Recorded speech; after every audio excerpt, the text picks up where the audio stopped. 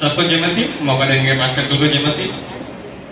सचमुच ये जो प्रभु यीशु ने वचन बोला, जो सबसे कठिन वचन है वो चौथा नंबर है, क्योंकि प्रभु यीशु ने सब वचन में इब्रानी भाषा में, ग्रीक भाषा में बात किया, लेकिन ये पहला वचन है जो प्रभु ने अरबी भाषा में बोला।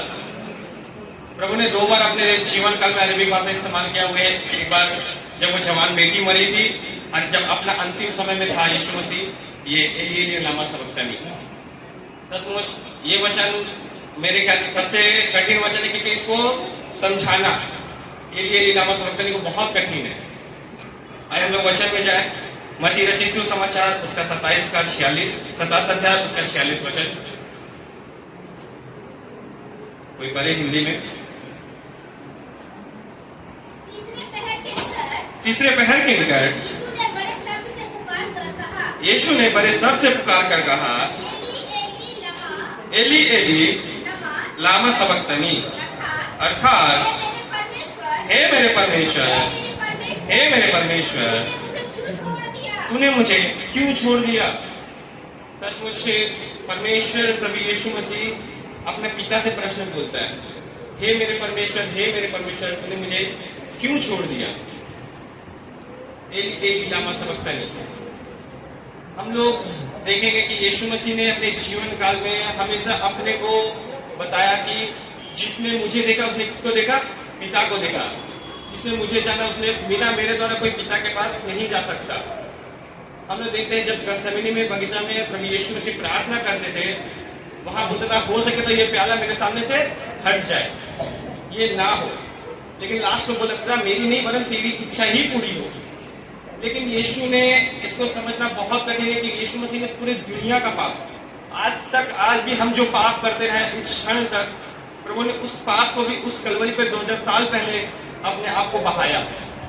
उस समय बोला, हे पिता, हे मेरे पिता, हे मेरे पिता, मुझे क्यों छोड़े। क्योंकि प्रभु के ऊपर इतना पाप का जो बोझ था, हमारा पाप का बोझ, हमारे गुनाह का बोझ जो उस समय था।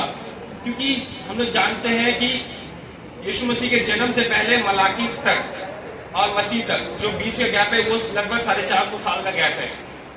अगर हम लोग बाइबल में देखेंगे या गूगल में सर्च करेंगे तो हम लोग को पता चल जाएगा कि लगभग 450 साल का प्रभु किसी से बात नहीं किया।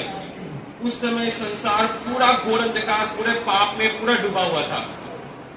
लेकिन उसी समय उससे पहले प्रभु यीशु ने भविष्यवक्ताओं के द्वारा बातें की है कि प्रभु हमारा एक उद्धारकर्ता जन्मेगा जो शांति का राजकुमार होगा, प्रभु ने बोला।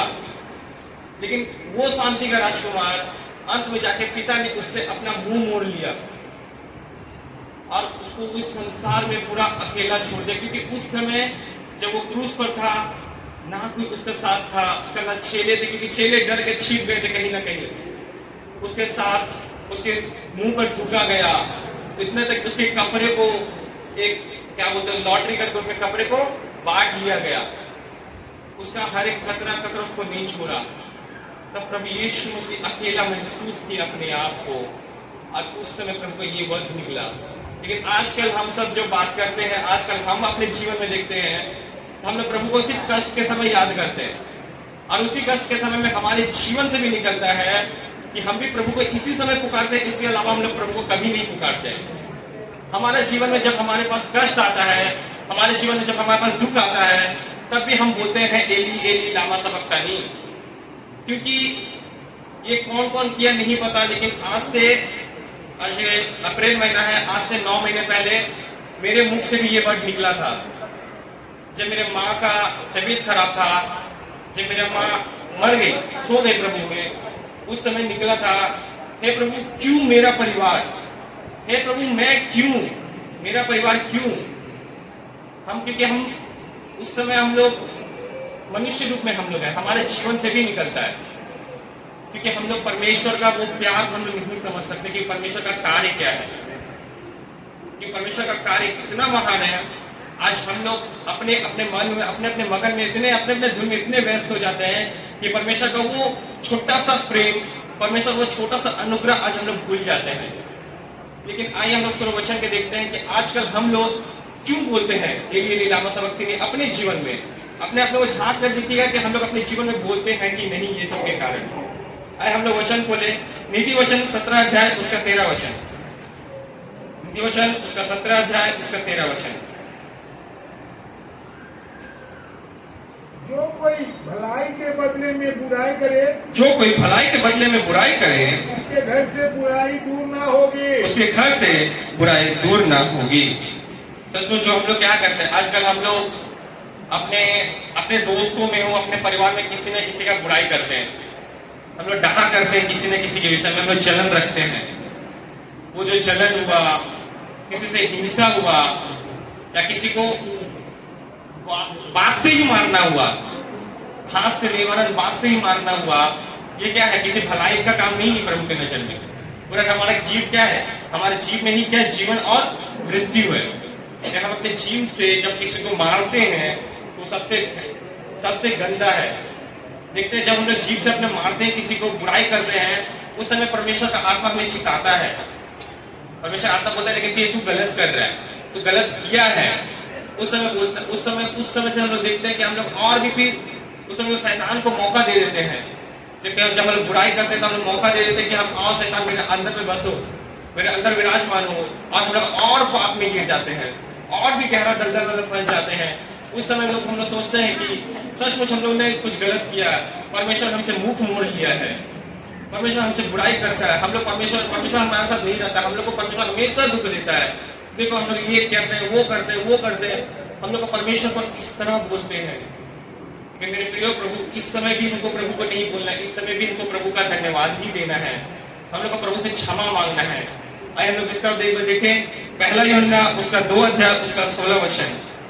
आइए देखते हैं उसके बाद पहला यूहन्ना उसका 2 अध्याय उसका 16 वचन।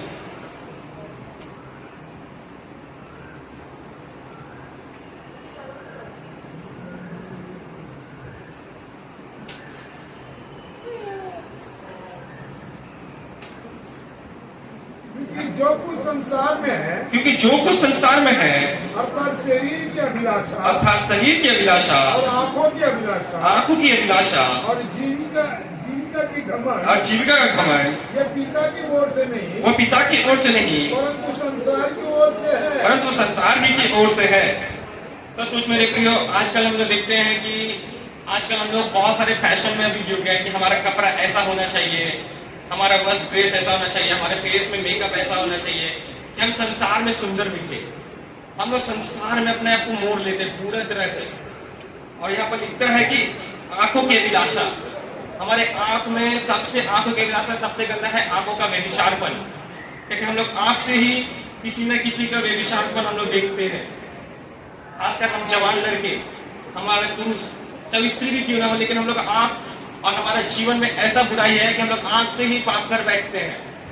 आंखों की इतनी अभिलाषा है कि आज हमें समझ लीजिए, एक मैं बात करता हूँ, एक फोन का दाम है 1 लाख रुपया, आईफोन, वो हमें बहुत पसंद है, वो इंसान चोरी भी कर लेता है वो फोन। ये आंखों की अभिलाषा है कि हमको 1 लाख का फोन लेना है, या हमको जीविका का, हमको शरीर की अभिलाषा, हमारे शरीर में ये कपड़ा बहुत पसंद आ गया, लेकिन नहीं सोचते हैं कि वो पैसा जो आया है हम लोग ये परमेश्वर के लिए इस्तेमाल करें। हमारे जीवन का घमंड है, जीने का घमंड। हम जानते हैं कि बाइबल में और एक था, और एक जो अमीर व्यक्ति था, वो बोलता था, वो अपने खेत में क्या किया, अपने गोडाउन में बहुत सा कुछ जमा लिया और बोला क्या, खाओ पियो चैन से रहो। लेकिन प्रभु क्या बोलते हैं, आज ही रात तेरा प्राण से ले लिया जाएगा। हम लोग को सोचते हैं कि लेकिन हमारा जीवन में प्रभु ने हमको बहुत साल जीवन दिया है, बहुत जीवन दिया, हम लोग आराम से रहे, ठाट बाट में रहे, संसार का घमंड, संसार में डूबे रहे। लेकिन नहीं मेरे प्रियो, ये जो संसार का विलासा है, ये हमारे जो जीवन का घमंड है कि हम लोग जिंदा है तो हमारे बदौलत है, हमारे पैसा का बदौलत है, नहीं, वरन प्रभु आपसे कहता है ये जितनी भी कुछ है ये नाशवान है, क्योंकि ये संसार का चीज है, संसार में एक दिन ये सब मिट जाएगा। उसी तरह हमारे जीवन में हम लोग ये सब जब डूब जाते हैं पूरे बुराई में, पूरे संसार के अभिलाषाओं में, तब हमारे जीवन से एक ही शब्द निकलता है, हे मेरे परमेश्वर, हे मेरे परमेश्वर, तूने मुझे क्यों छोड़ दिया, तूने अपना मुख क्यों मोड़ा। लेकिन हम लोग जानते हैं बाइबल में और एक व्यक्ति है, उसने सब कुछ मिटा गया, लेकिन उसने एक शब्द भी प्रभु को नहीं बोला, वो है हमारा अय्यूब। आइए अय्यूब का पढ़ते हैं, अय्यूब का 1 का 12। अय्यूब के जीवन का हम लोग बारे में जानते हैं। अय्यूब के लिए अय्यूब का पुस्तक उसका 1 अध्याय उसका 12 वचन।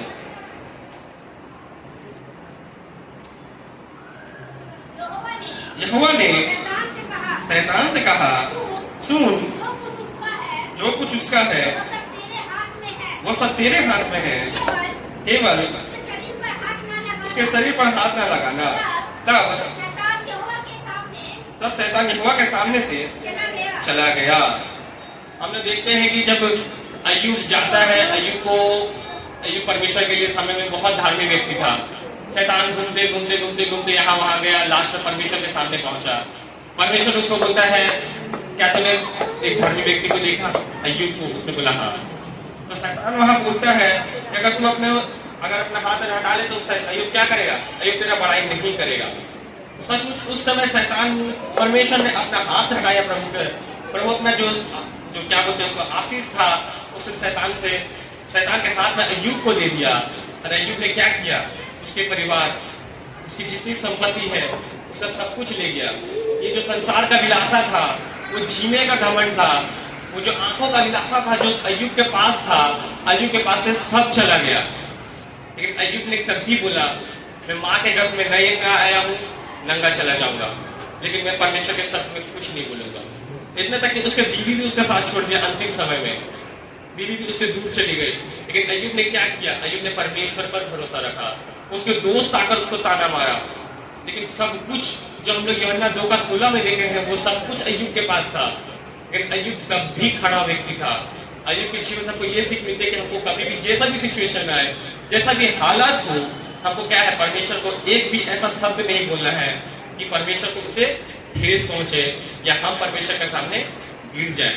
आइए हम लोग देखते हैं, जो हम लोग ने पाप किया, जो परमेश्वर हमको छोड़ देता है, जब हम लोग बोलते हैं, हमें लगता है कि हमें परमेश्वर ने छोड़ दिया, लेकिन परमेश्वर क्या करता है? परमेश्वर हमको रखा रहता है, परमेश्वर हमको परीक्षा लेता है ताकि हम देखें कि क्या सचमुच किस समय भी कि ये बच्चा है, ये बच्ची, वो जो बोलता है कि सचमुच अभी भी मेरे पर भरोसा है। आइए हम लोग देखें भजन संहिता उसका 128 अध्याय उसका 4 वचन।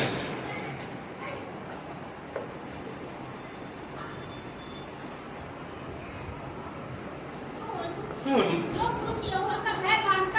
जो पुरुष यहोवा का भय मानता हो, वह ऐसी ही आशीष पाएगा।